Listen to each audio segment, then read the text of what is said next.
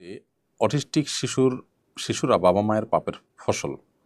Autistic শিশুর বাবা মায়েরা অনেক সময় কটূক্তির শিকার হন। আসলেই কি অটিস্টিক শিশুরা বাবা মায়ের পাপের ফল?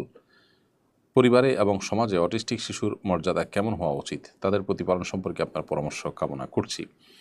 এটি সম্পূর্ণ একটি কুসংস্কার এবং ভয়াবহ অন্যায় কথা যে কোনো শিশু যদি প্রতিবন্ধী হয় তাহলে সেটা বাবা মার পাপের ফল, এরকম বলাটা অন্যায় ছাড়া আর কিছু নয়।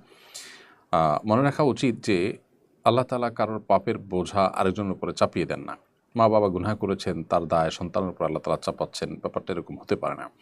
দ্বিতীয়ত, এটি কোরআন এবং সুন্নাহর কোথাও এভাবে বলা হয়নি। এটি নিছকই লোকমুখে প্রচলিত একটি কথা এবং কুসংস্কারাচ্ছন্ন একটি বিশ্বাস। আল্লাহ রাব্বুল আলামিন যে বাচ্চাকে অটিস্টিক করেন, এটা বাবা মার জন্য যেমন পরীক্ষার বিষয়, আবার ওই বাচ্চার জন্য কোনো কোনো ক্ষেত্রে পরীক্ষার বিষয় হয় কোনো কোনো ক্ষেত্রে।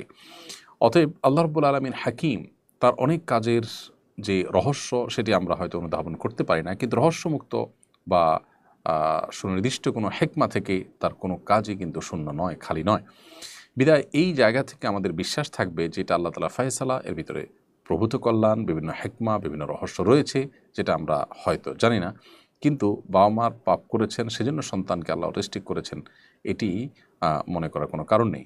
অনেক বাবা মা আছেন, তারা অনেক ভালো মানুষ, তাদের অটিস্টিক সন্তান হয়েছেন। এই সন্তানকে লালন পালন করতে গিয়ে তারা যদি মানুষের কটূক্তির শিকার হন, নানা রকমের বুলিংয়ের শিকার হন, তাহলে সেক্ষেত্রে একে তো অটিস্টিক বাচ্চা লালন পালন করে তারা অত্যন্ত কষ্টের মধ্যে দিনাতিপাত করেন, দ্বিতীয়ত আবার মানুষের কথার যে কষ্ট সেটা তাদেরকে যদি সহ্য করতে বাধ্য করা হয় তাহলে এটা জুলুম ছাড়া আর কিছুই হতে পারে না। এই মূর্খতাসুলভ বিশ্বাস থেকে আমাদেরকে বেরিয়ে আসতে হবে। আর অটিস্টিক শিশুদের বাবা মার প্রতি আমার উদাত্ত আহ্বান থাকবে যে আল্লাহর পরীক্ষা হিসাবে এটাকে সর্বোচ্চ ধৈর্যের সাথে আপনাদের মোকাবিলা করতে হবে এবং এই সন্তানদেরকে সবচেয়ে বেশি কেয়ার করার চেষ্টা করবেন এই জন্য, বা এই জায়গা থেকে, দৃষ্টিকোণ থেকে যে এটা আল্লাহ তাআলার পক্ষ থেকে দেওয়া পরীক্ষা, যদি এর বিনিময়ে আল্লাহ আমাকে অনন্তকালে জান্নাত দিয়ে দেন তাহলে সেক্ষেত্রে এইটা আমার জন্য লাভজনকই হলো।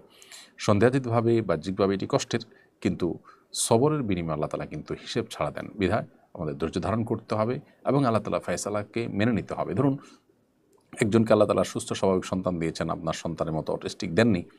তিনি যদি এই সন্তানের সঠিক লালন পালন করতে না পারেন এবং এর দায়ে যদি তাকে জাহান্নামে যেতে হয়, তাহলে আপনি অটিস্টিক শিশু তার চাইতে অন্তত শিশুর বাবা হওয়াটা আপনার জন্য মন্দ নয়, বরং ভালো কিছু। অতএব আল্লাহ তাআলা ফয়সালাকে মেনে নিতে পারা এটা কঠিন একটা কাজ, আমরা অনেকে হয়তো বুঝে উঠতে পারি না, কিন্তু আমাদের সেই চেষ্টা থাকতে হবে যেন আমরা আল্লাহ তাআলা ফয়সালাকে মেনে নিই।